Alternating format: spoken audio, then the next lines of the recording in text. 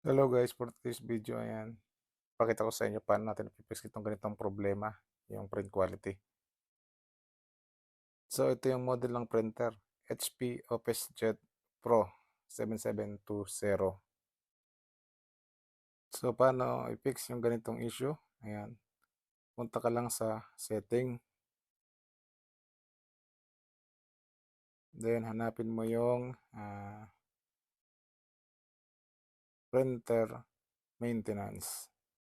Press mo lang yan, then press mo yung clean print head, then press continue. Yan, so antayin mo lang yan. So ngayon cleaning print head na siya. Nagpe-print siya ng sample. Yan. So ito yung unang sample ng print niya. Yan. Medyo pangit pa rin yung print. Then press mo lang uli. Clean again. Yan, magpe-print uli yan. So ulit-ulitin nyo lang hanggang sa gumanda yung resulta ng print. So ito na siya ngayon. Yan, nagkameron na ng green at saka yellow. Yan, hindi katulad kanina. Halos lahat black lang siya. Hindi halos mabasa kung makikita nyo. So ngayon medyo nagda-dark na yung black niya. So press lang ulit natin yung clean again.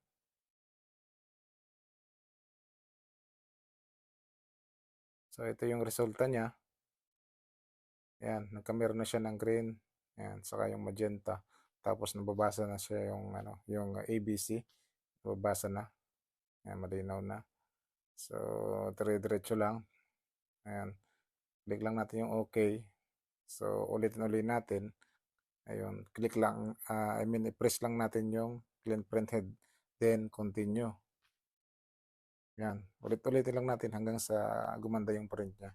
Kasi nag-dry na siya kapag matagal lang hindi ginagamit.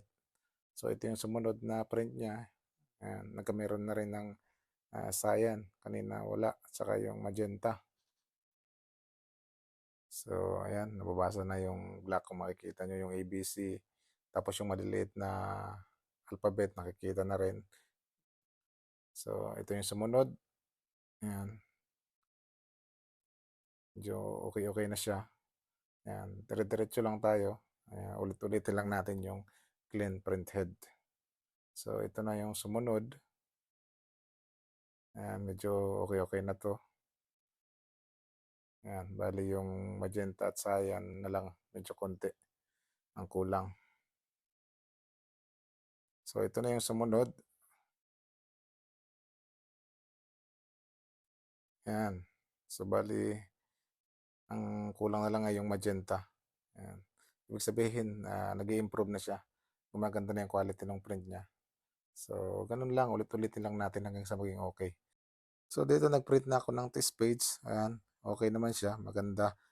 Ibig sabihin, successful yung ginawa natin. So, yung ganun lang guys. Kapag na-encounter yung ganung issue, ganun lang gawin yung clean print head. So, hanggang dito na lang at maraming salamat.